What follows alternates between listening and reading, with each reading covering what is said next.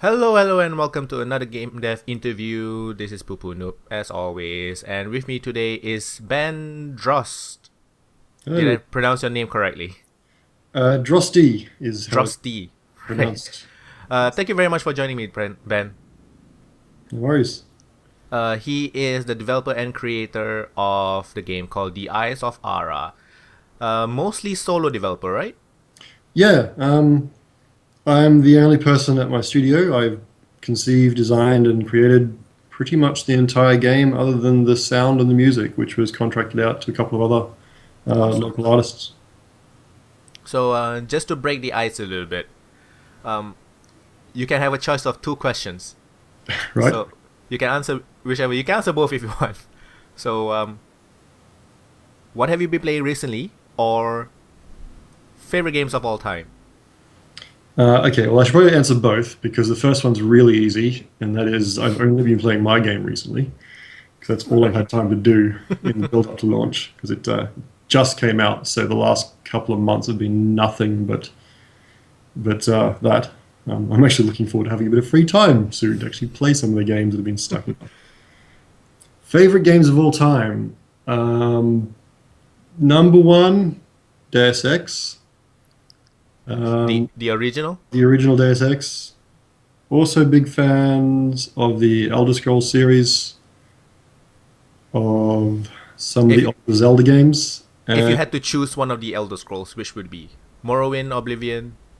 Not Oblivion. I would like to say Skyrim, but I did put an awful lot of time into Morrowind back at uni. I had to uninstall it so I could actually get my course done. And what Zelda? Yeah, I was a big fan of Zelda back in the day as well, and the Metroid games. Those sort of classic SNES era versions of those Nice. ones. Are you gonna get the new Zelda on the NX or the Wii U? I've got a Wii U, which I bought for that game, like 2 years Oh. ago. It never came out, so who knows? I might buy it for the Wii U, or I might wait for the NX and get it on that one. Nice. Okay, so tell the good people listening, what is your game, The Eyes of Ara, about, and what makes it unique? So, The Eyes of Ara is an adventure puzzle game. It's set in this sort of old abandoned castle, and you play as a radio technician who's been sent in to discover the source of a mysterious radio broadcast that's begun emanating from the castle. So, there's a lot of sort of dark and unsettling rumors about the place over the years, and nobody really wants to go in and find out what's going on there. So, you're the unfortunate contractor that's been sent in to do the job instead. And so you get inside, you discover the castle's not quite as abandoned as you were led to believe, and it's sort of up to you to sort of piece together the story of what happened in the past, how that relates to what's now happening in the present, and sort of unravel the mystery. Um, so how many hours of playtime do you think would be safe to say for your game? I think on average you're looking at about 8 to 10 hours for the main story. It's hard to tell because it really depends on your experience with these sort of puzzle games and how quickly you pick up these sort of puzzles. Right. So I've had some people take well over 10 hours for the story, and I've had one friend who's really clever and cluey for these sort of puzzles, and she did it in about 7. So it's definitely depends on the player themselves. After the main story, there's then a whole bunch of hidden collectibles and bonus secrets and stuff as well for completionists that like to get 100%. So that's another few hours of gameplay right there as well. And your contractors, sorry, the people that you contracted for music and sound, what other games did they work on? So the sound effects was done by the Otherworld agency. They're an Australian-based team, but they're kind of spread all over the country. They're a bunch of different people who work for the Otherworld, and they've done a lot of other indie games in the local industry as well. None of which I can think off the top of my head right now, but yeah, they've done a lot of locally made games. My sound guy Matt Caritas has mostly worked on film and documentaries and stuff. He's a New Zealand guy, but I was really liked his work, so I offered him the role in this one, and yeah, I've got a lot of good feedback for his audio as well and music. So yeah, it's great. Nice. And where did the idea and inspiration come from for the Eyes of Ara? What made you decide to make this game? Um, so I've worked in games for about 12 years now, at various larger studios around Brisbane. But one by one, they all kind of went bankrupt and had to shut down as the industry slowly receded on itself here in Australia. So after Sega shut down, I decided I'd had enough of that sort of stuff and I was going to make my own game. My background is as a 3D environment artist and a level designer, so I thought, well, I'm going to make my own game. I'm going to make a game about something I enjoy doing, which is building environments. So the idea of the Eyes of Ara was to make a game about exploring a really intricate and interesting environment, and then to tell the story of the game primarily through the environment itself and without the use of characters in a traditional sense. To the people who compare it to Myst, is it fair? Is it a fair comparison? I think so. It's the same genre that Myst established all those years ago. Right. But I also like to think it's a bit more modern than that. I mean, Myst is a very old game now, and it was the first, it's, well, in many ways the first of its kind. And games have come a long way since then. So it has the same, I tried to capture the same sort of feeling of exploration and wonder as Myst, but I wanted to modernize the gameplay a bit more. So it's a bit more, it's more 3D for a start. It's a fully 3D environment. You can look around in, move around. Well, you move around in by clicking. It's still not free movement walking. I wanted a more traditional sense of that still. And the gameplay is a bit more hands-on. So it's a bit more of a click. It's, rather than just clicking everything, you have to drag, twist, and turn and move things around, slide things around a bit to give you a better sense that you're actually sort of a part of the world and manipulating the world. And I've also tried to incorporate a bunch of different sort of game design things from games I enjoyed, which I mentioned earlier, like Zelda and Metroid, from my childhood. So there's the environment itself is kind of interconnected a bit, like a bit of a Metroidvania game, and there's a lot of hidden secrets all over the place, that sort of thing. So it's not just a Myst clone. It's trying to be a bit more modern than that and incorporate a lot of other ideas into it as well to make a more interesting experience. Definitely. What are your thoughts on The Witness? Since a lot of people are saying that as the modern day Myst. Yeah, it looks really cool. Have you played it?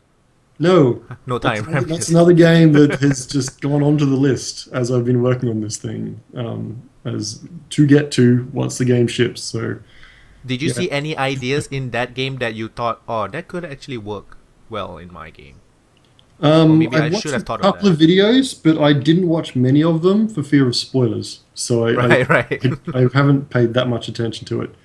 I like the variety of the environments they've got on that island from what I've seen, and all still within one very cohesive art style, which is really cool. I've heard criticism of it for using very similar puzzles everywhere, but we'll see whether that's... everyone still gives it a really good rating, so despite that it must still be very compelling, so I look forward to trying it. Cool. You have quite a resume. Like you said, you have 12 years as an environmental artist and a level designer. You worked at Chrome Studios. Was that your first full-time game development job? Chrome? Yeah, Chrome I started at straight out of uni. I was there for, I don't know, 6 years maybe?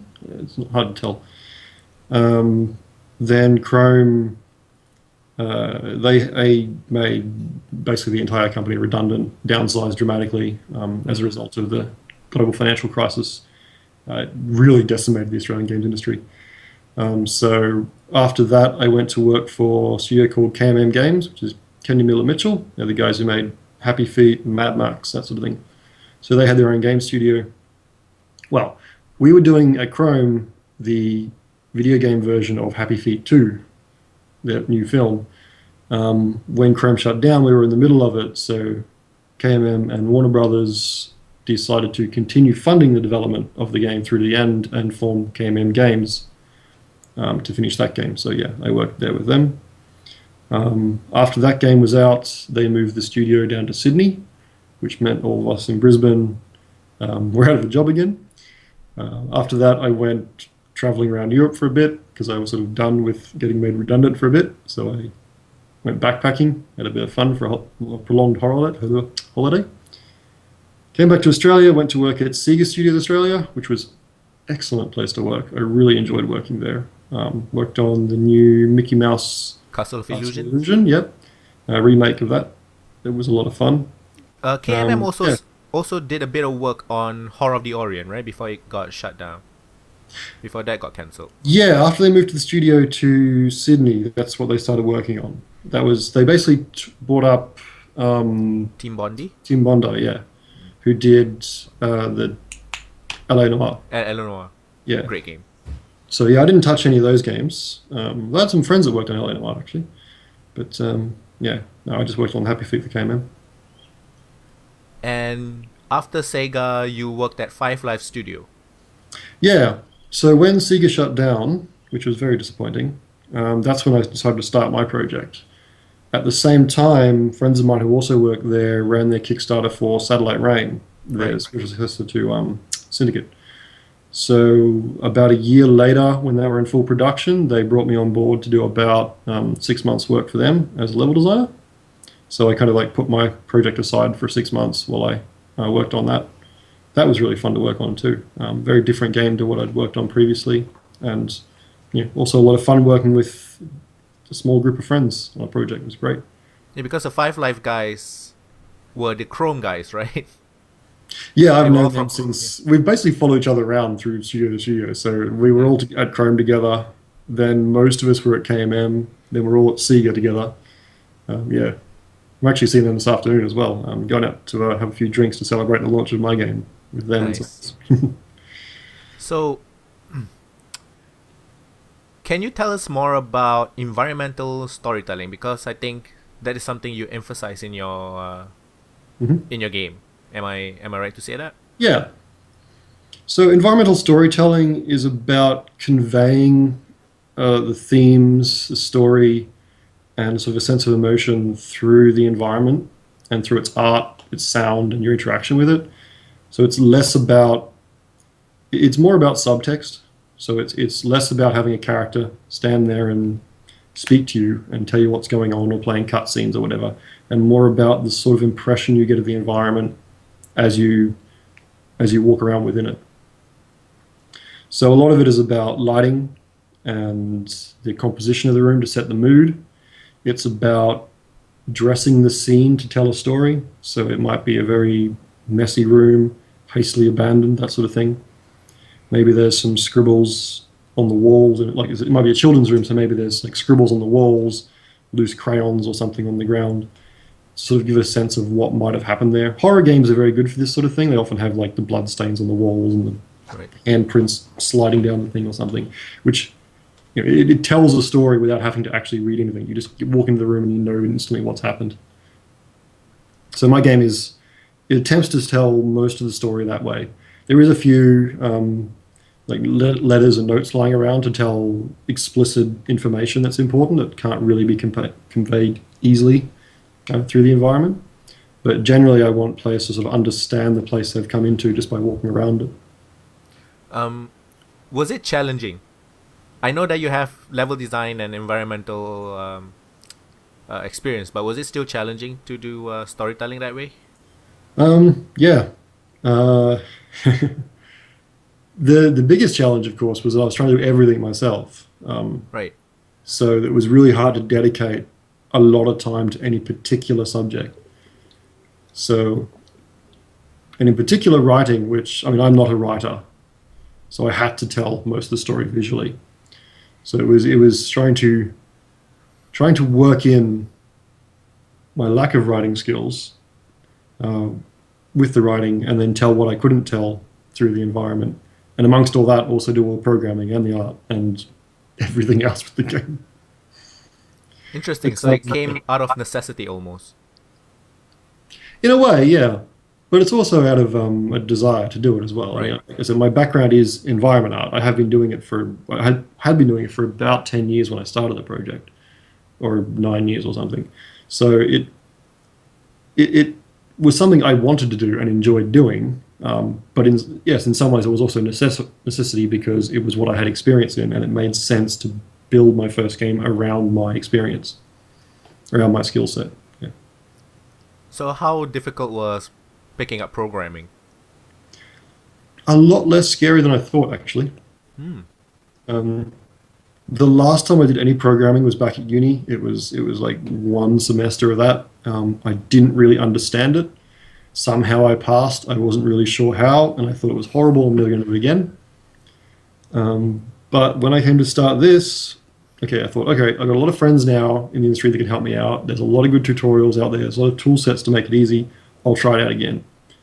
Did a couple of tutorials and actually picked it up pretty easily. And I think what I found was that when I did it back at uni, it just wasn't taught to me very well. It was mostly pseudocode. It really didn't make any sense to me. And it wasn't explained in a way that I understood. Whereas when I came to do these tutorials, they took it really slow and they explained it in a lot of different ways. So I was able to really grasp the actual concept of it, which meant that it was much less daunting once I got into it, and I was able to do a lot more than I expected. That said, I also did a lot of work in the game with visual scripting tools. I use Unity for the project, and they have the asset store. So I bought a program called Playmaker off there. It's one of several scripting tools, which allows you to hook up essentially nodes. So you say, go to this state, do these actions. When this is done, go to this state, do these actions. If this condition is met, go here, do these ones. Very artist friendly. Allowed me to do a lot of tasks that probably would have taken a lot longer to program, especially with my knowledge at the time. And that made it really easy. And for even more complex stuff, I could buy like the user interface, not the art, but the code behind it. Most of that was purchased off the package, the interaction with the game, that sort of stuff. And then I could use what knowledge I had to modify it to my needs. So yeah, it was actually much less daunting than I worried when I first started. Nice. And regarding Unity, as you say, you're using Unity to you used Unity to create Eyes of Ara. Apart from having the store as an option, any other reason why you chose Unity? It came down to Unity and Unreal. Right. So I had experience with both of them. At the time when I started, the licensing with Unity was a lot more user-friendly. And they had the asset store, which Unreal didn't have at the time. Right. This was still Unreal 3 back then. And now their licensing is much more friendly as well, and they got their own asset store and everything. It also came down to the community and the tutorials available. So Unity had a very, very large and active community with their forums and their Unity answers, and there was a load of tutorials everywhere. It was also, from what I've been told by friends who are programmers, it's a lot more was at the time, a lot more user-friendly to program in.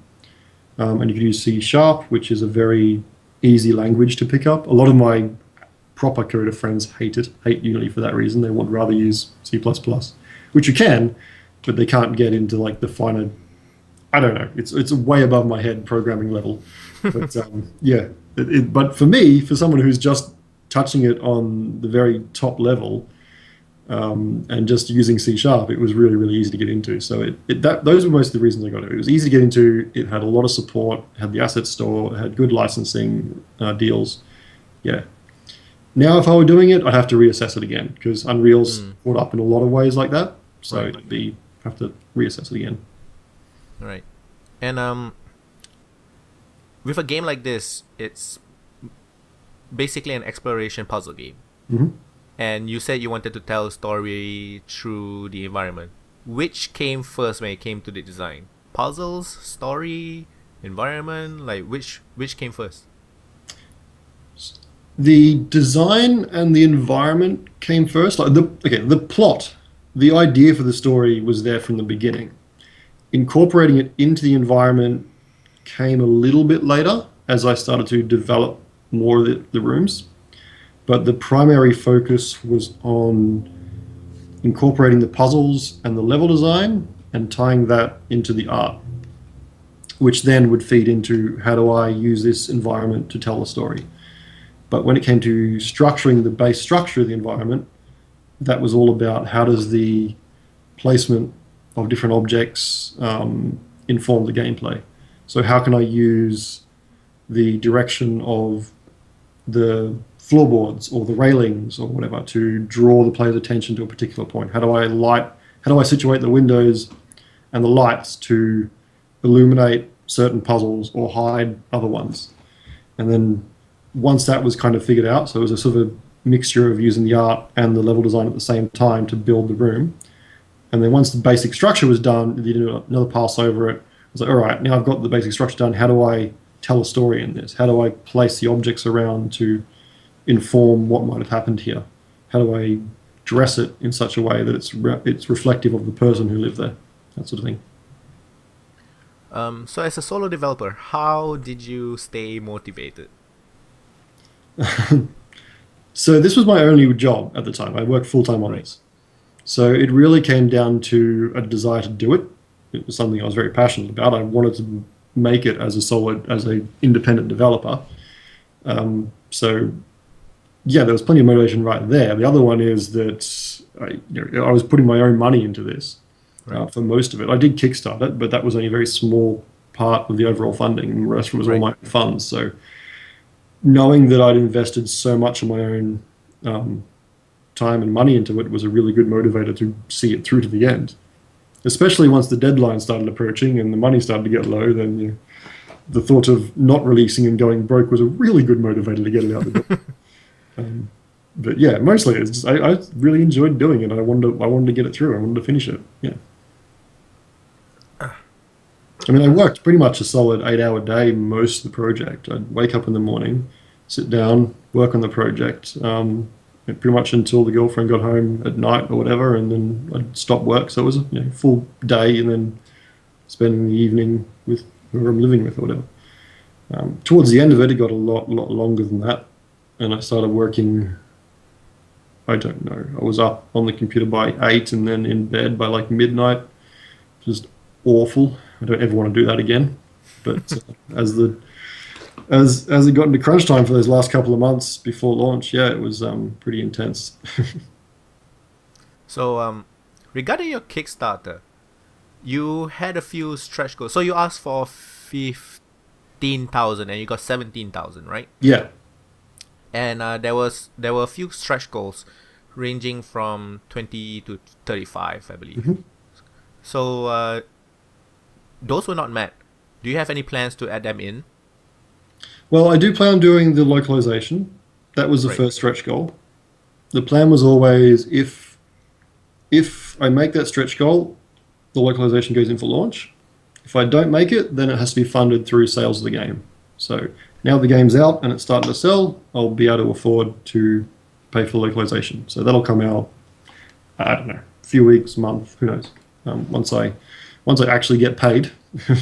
Steam only pays monthly, so until the end of the month I get the money, and then I'm going to have to get prices and get it done and implemented. So it might be a month or so before it comes, but it will be in there.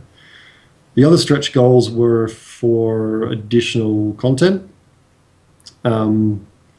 They may or may not go in. There was a whole environment that was cut early on, which was the whole outdoors section of the castle. It was just too much time and resources involved in creating that, in addition to everything else, so I had to cut it. So I would like to go back and add that in, maybe an expansion. Again, that'll depend on whether the game's popular enough to justify it. If people are really into it and really want more of the content, then sure, I'll spend the time and the money to make it. Question about localization. How important is that to the sales of the game? I think it's pretty important. I mean, a lot of my sales, probably a third of my sales, are coming from Europe. Almost half's coming from the US.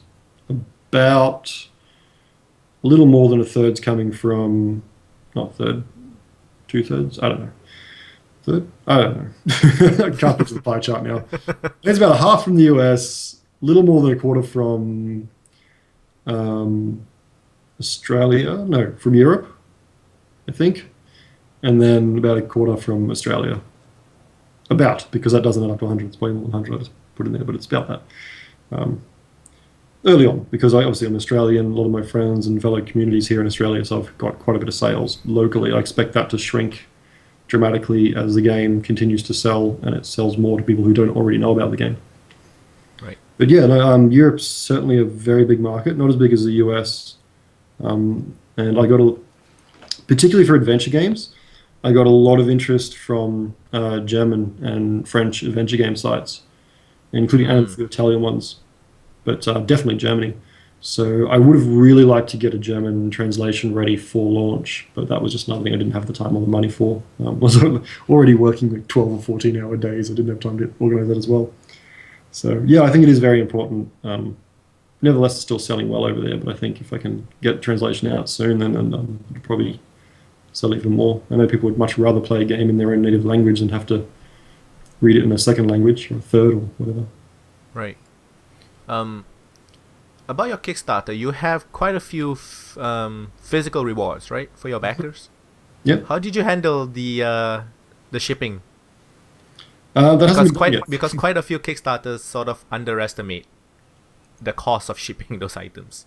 Yeah. So when it comes to physical rewards, the one thing people need to know about that is they're horrible, and that if you're going to include them in a Kickstarter, they should be in a very high tier, Right. and you should make sure you've got a very large overhead to cover the cost of it. I know a lot of my friends when we back, and myself actually, when we back Kickstarter projects, especially ones we really believe in, what we'll generally do is back it to whatever tier is just below the physical rewards, just so that person doesn't have to deal with another physical reward. Um, Myself personally, when I set mine up, I looked at how much it would cost to ship everything everywhere in the world, how much it would cost to produce it in various quantities, because obviously if you get high quantities, it gets cheaper. So I looked, okay, if I get this much, it'll cost this much. If I get 100 of these, it'll be this much. If I get 200, it's this much.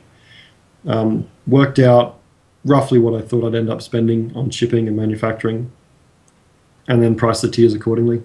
Probably could have priced them a bit higher in retrospect. I think I was a bit too generous, I suppose, in the amount Right. that I put them on there.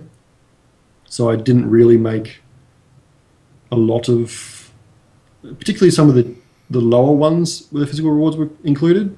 I don't make a large amount of profit off those ones. Um, Basically about the same amount of profit I would make off, like, say, the tier below it that had nothing but digital rewards. So I should have probably priced the physical ones a bit higher to get, you know. When it comes to actually shipping them, that I haven't actually done yet. The whole last year has been doing nothing but making the game. So the Right. number one priority now that the game's out, actually number one priority is to get a patch out to fix up a few issues and feedback things that's been coming up since launch. But after that, the one priority is to start on all the other additional rewards. So there's like the soundtrack, the digital art book, digital map, a whole bunch of stuff like that, and also start manufacturing the physical copies of the game, T-shirts, art book, that sort of thing. So, as a solo guy, I'm guessing you handled the marketing. What were your Yes. strategies? And how do you like marketing? I would rather not have to do it. So next project, if I have the money, I'm going to hire someone else for that. Part of the reason I did it all solo, or most of it solo this time, was because I wanted to learn every area of game development. Right. There was some I just could not do, which was sound music, because I'm not a composer. There was no chance of me doing that. But everything else, I thought I could at least give it a go and get a really good understanding of what's involved in every area. When it comes to marketing, I did my best. I spoke to friends involved in marketing. I read a bunch of articles on it on the web. I mostly tried to promote on Facebook and Twitter. Doing the Kickstarter was a part of that. It was a part of getting the game out there early on, building up a community, and getting an established name out there ahead of launch so that when I came to launch it, people would actually recognize it and know what it was. Launching without that, I think it wouldn't have made a splash. No one would have known the game existed, and it just would have flopped. So it's really important to have some kind of established presence well in advance of actually launching the game. And my social media marketing from the Kickstarter onwards was mostly about just trying to maintain that and grow that audience so that when it came out, people would be excited for the game and know about it. What was some good, like, what was some stuff that you did that you saw pretty good reception towards compared to the others? Like any specific things, like you tweeted In the a marketing? GIF, let's say. Yeah, well, that's what I actually was going to say. GIFs turn out to be really, really good on Twitter. People really love to share them around. Right. Same with really catchy images and video. Just word tweets don't usually get much of a response unless they're particularly witty or insightful. If it's just saying something bland, nobody really cares. Screenshots are a tricky one. It's hard to tell what's going to get popular. Like, I put out a lot of screenshots over the last year. Generally, every weekend I do a update for. So there's a hashtag made with Unity, which goes out to a lot of developers, and Screenshot Saturday, which goes to developers and gamers on Saturdays. I tried to participate in that every week and put out a new screenshot. And yeah, it was interesting seeing which ones would be popular and which ones weren't. And then trying to capture more of the popular sort. It's really going to depend on the individual game, what sort of captures your game the best or appeals to people. But yeah, you have to sort of watch for that, see which ones people are liking and responding to, and then sort of go more in that direction. I also got a really good response from some of the development ones I put out. So I put out a GIF once of a kind of a shot builder of a room. So it started with just a plain grey box, and then wireframe, a normal map, textured, lighting, post effects, etc. Building the layers up and up and up to the finished shot. And that was really popular. It did really, really well. And then I put it out again, the same one, a few months later, and it went really popular again. So people seem to like that sort of behind the scenes stuff as well. How are your reaching out to like those websites and stuff? How was that? That is really difficult. Really, really difficult. What do you even show? Like even before launch, like what do you show? How much can you show? Well, it's my own game, so I can show as much as I've got. For the Kickstarter, really didn't get much attention from major sites. A lot of the adventure game specific sites covered it because it's their niche, which was fantastic. But the major sites, they didn't care. I mean, it's just another Kickstarter to them, and they get thousands upon thousands of emails every day. They probably saw Kickstarter in the subject line and scrolled right past it. So I don't blame them really. So I would basically send out email, have a link to the Kickstarter, the video, bunch of screenshots, that sort of stuff. For the build-up for launch, much the same thing, but for reviewers, obviously include a Steam key so they can play the game. There's a link to the trailer, that sort of thing. Link to the press kit, making sure all the content they need is in there and a really catchy subject line so they pay attention to it. Getting a lot better response now the game's actually out. Press are more interested in reporting on a finished game than a game that may or may not come out a year or so later because it's currently in Kickstarter and not funded or whatever. So yeah. Okay, so we're reaching the last stretch. Just a couple more questions and I'll let you go. Right. So now that the game is out and you've done it almost basically by yourself, what have you learned that you would have done differently if you can start over? I would have done it with more people.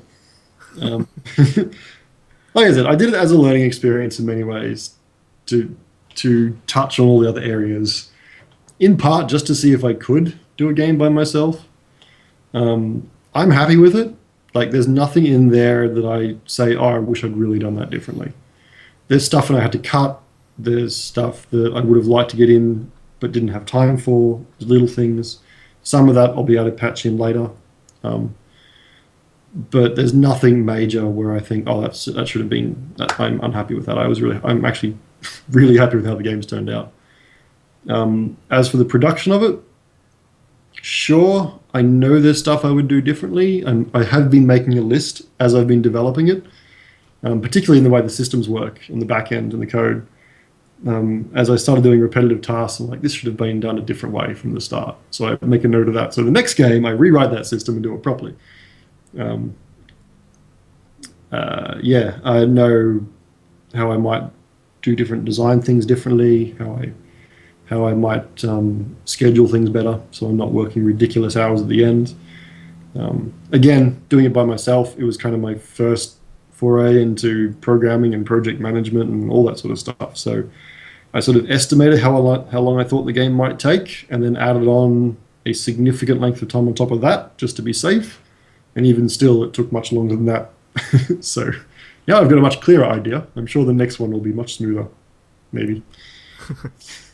So regarding project management, what did you use to like track your tasks and stuff? Is it just coffee stain paper or what?